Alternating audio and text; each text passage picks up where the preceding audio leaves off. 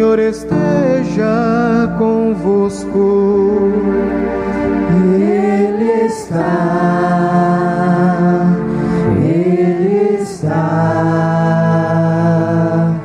no meio de nós. Eu vos anuncio a boa nova de Jesus Cristo, segundo Mateus. Glória a vós, glória a vós, glória a vós, Senhor.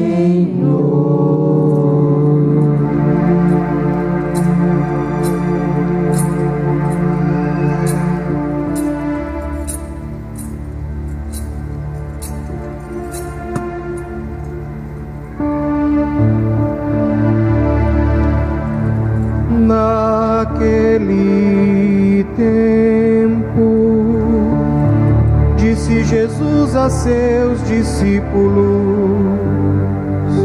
quando o Filho do Homem vier em sua glória, acompanhado de todos os seus anjos, então se assentará em seu trono glorioso. Todos os povos da terra serão reunidos diante dele, e ele separará uns dos outros, assim como o pastor separa as ovelhas dos cabritos, e colocará as ovelhas à sua direita e os cabritos à sua esquerda. Então o rei dirá aos que estiverem à sua direita: vinde, benditos de meu Pai, recebei como herança o reino que meu Pai vos preparou desde a criação do mundo. Pois eu estava com fome e me destes de comer. Eu estava com sede e me destes de beber. Eu era estrangeiro e me recebestes em casa. Eu estava nu e me vestistes. Eu estava doente e cuidastes de mim. Eu estava na prisão e fostes me visitar. Então os justos lhe perguntarão: Senhor, quando foi que te vimos com fome e te demos de comer, com sede e te demos de beber? Quando foi que te vimos como estrangeiro e te recebemos em casa, e sem roupa e te vestimos? Quando foi que te vimos doente ou preso e fomos te visitar? Então o rei lhes responderá: em verdade eu vos digo que todas as vezes que fizestes isso a um dos menores de meus irmãos, foi a mim que o fizestes.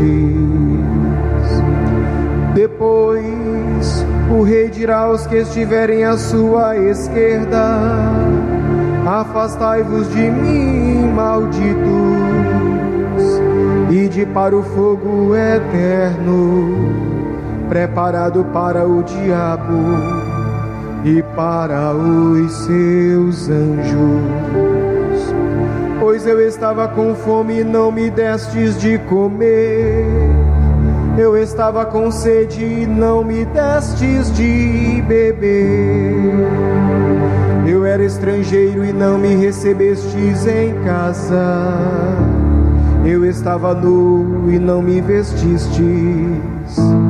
Eu estava doente na prisão e não fostes me visitar. E responderão também eles: Senhor, quando foi que te vimos com fome ou com sede como estrangeiro ou nu, doente ou preso, e não te servimos. Então o rei lhes responderá: em verdade eu vos digo, todas as vezes que não fizestes isso a um desses pequeninos, foi a mim que não o fizestes. Portanto, estes irão para o castigo eterno, enquanto os justos irão para a vida eterna. Irmãos e irmãs, é palavra da nossa salvação. Glória a vós, glória a vós, glória a vós, Senhor. Queridos devotos e devotas, em nosso santuário, celebrando esta Eucaristia Dominical. Hoje a liturgia da nossa igreja nos apresenta a festa de Cristo, Rei do Universo. Cristo Rei é a festa que conclui o ano litúrgico da igreja. E aqui é preciso fazer uma pequena diferenciação. O ano civil, como bem conhecemos, termina no dia 31 de dezembro. Para a liturgia da igreja, termina com a festa de Cristo Rei, normalmente próximo do fim do mês de novembro, como é o caso agora. E esta festa de Cristo Rei, ela marca uma reflexão muito importante para a vida da igreja. Nós refletimos nessa liturgia e nos próximos domingos também aquele tema de que Jesus voltará um dia, o retorno do Rei, poderíamos dizer assim, se fôssemos dar um título cinematográfico para esta reflexão. Eu digo retorno porque nós bem sabemos que Jesus veio uma primeira vez no Natal, quando se encarnou no seio de Maria, tutelado por São José, na Sagrada Família de Nazaré, e encarnado cresceu em idade, sabedoria e graça, pregou o reino, fez milagres, curas, deu a vida por nós na cruz, ressuscitou. É a primeira vinda de Jesus, o mistério pascal que celebramos em cada liturgia da nossa igreja.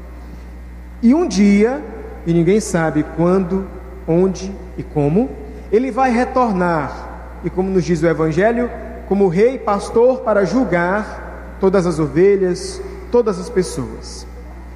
E atenção, o intervalo entre a primeira vinda no Natal e a segunda, num dia que nós desconhecemos, é o tempo que Deus nos dá, nos oferece, para escrevermos a nossa história no tempo, nas páginas da história. E a nossa história precisa ser construída de acordo com o Evangelho. Se quisermos nós, quando chegar o juízo definitivo, reinarmos com Deus, precisamos pautar a nossa vida pelos valores do Evangelho de Jesus. E aqui eu faço um pequeno parêntese para avisar que o padre Irailson está lá no confessionário, disponível para quem quiser se confessar. Pois bem, nesse tempo que Deus nos oferece, nós precisamos estar comprometidos com a nossa conversão, com o nosso engajamento, com a nossa vida de fé, com a nossa partilha de solidariedade para com todas as outras pessoas, aquelas que convivem conosco no tempo. A vida, se diz, é um sopro breve.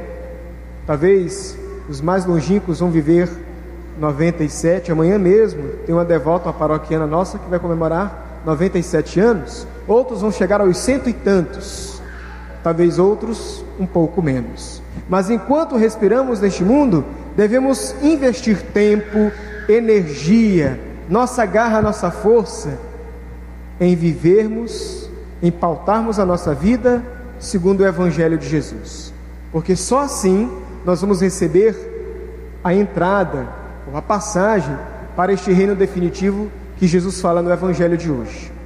E eu digo isso porque, por um lado, o reino de Deus, o céu é a eternidade. E se eu perguntar aqui quem quer ir para o céu, todo mundo vai levantar o braço, quer ver? Quem quer ir para o céu? Todo mundo levanta, eu também. Quem quer ir para o céu precisa comprometer sua vida com os valores que Jesus nos apresenta no Evangelho. E aí, a liturgia de hoje, então, nos diz: como eu vou conseguir este lugar? Por um lado, Deus já preparou, nos enviou seu próprio Filho, mas a resposta cotidiana é nossa, em nossa história, em nosso dia a dia. Ezequiel, na leitura inicial, fala que Deus virá reinar sobre o povo.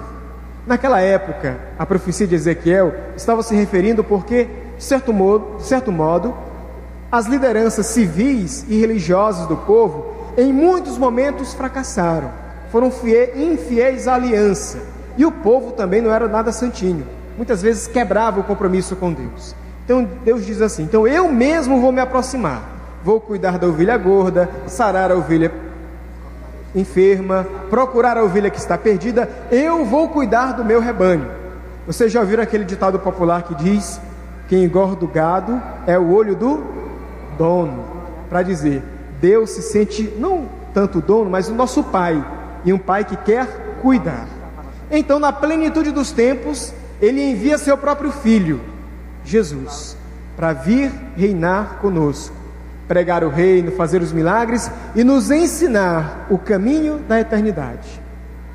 No Evangelho que Jesus apresenta para nós hoje, a parábola do rei pastor, esse Evangelho, ele está nos ensinando o caminho para chegar nesta eternidade.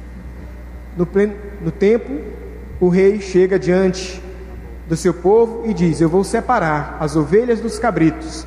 É uma linguagem alegórica, figurativa, para dizer: vou separar aqueles que praticaram a justiça daqueles que praticaram a injustiça. E essa justiça que Jesus fala é baseada em quê? No reino de Deus. A justiça do reino de Deus, que ela é ensinada por Jesus. O que é ser justo para Deus? É fazer a vontade de Deus. E aí Jesus no Evangelho hoje vai lembrar: ser justo a ponto de conseguir o céu é saciar quem tem fome, quem tem sede, cuidar de quem está fora de casa, estrangeiro, quem é despossuído, cuidar de quem está enfermo ou quem está preso, ou seja, ficar atento nas diversas situações de fragilidade e exclusão que estão à nossa volta. Às vezes nós ficamos comovidos quando em outros países e nações grandes catástrofes acontecem, e é bom ficarmos comovidos, isso é humano. Mas quando perto de nós alguém passa fome, é excluído, sofre injustiça, será que nós também nos movemos em compaixão para rezar, ajudar de alguma forma, tentar aliviar ou sarar aquela dor, aquela ferida? Quem é capaz de gestos assim de Jesus, este vai reinar com ele na eternidade. Quem não é capaz, quem fica indiferente, ou às vezes quem promove as injustiças, esse vai para um outro lugar que nós sabemos muito bem qual é. Todos nós queremos o céu. O caminho Jesus ensina. E este céu, ele vai ser medido para nós no nosso compromisso de vida. Não vai ser uma atitude extraordinária que fazemos uma vez ao ano, como por exemplo no Natal.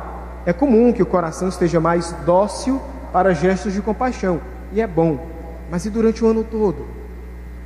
Por isso, nós devemos ter a prática da justiça, a sintonia com o Evangelho como uma norma de vida, um princípio cristão do qual eu não me afasto.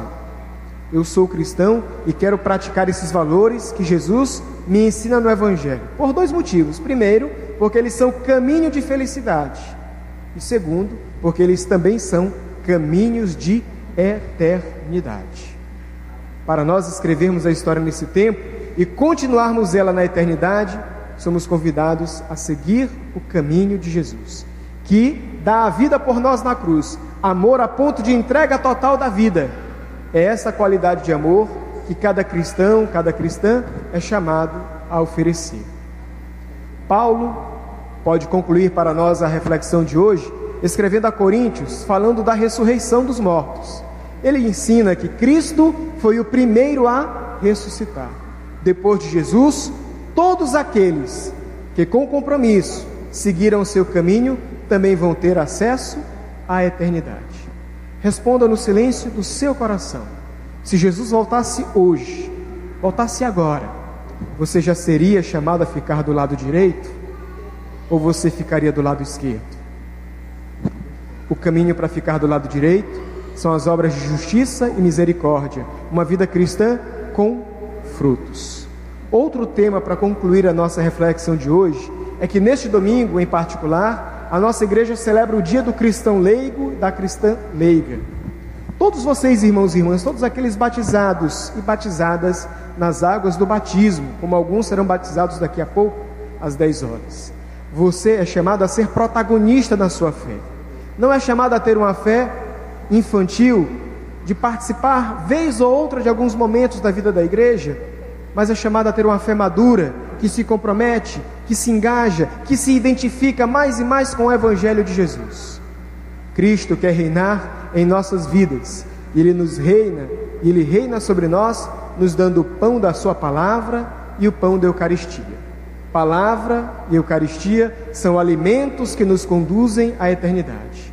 Que você também, saciado por Jesus, possa saciar a si mesmo e a tantos outros homens e mulheres que precisam de Deus em nosso tempo. Louvado seja nosso Senhor Jesus Cristo. Para sempre seja louvado.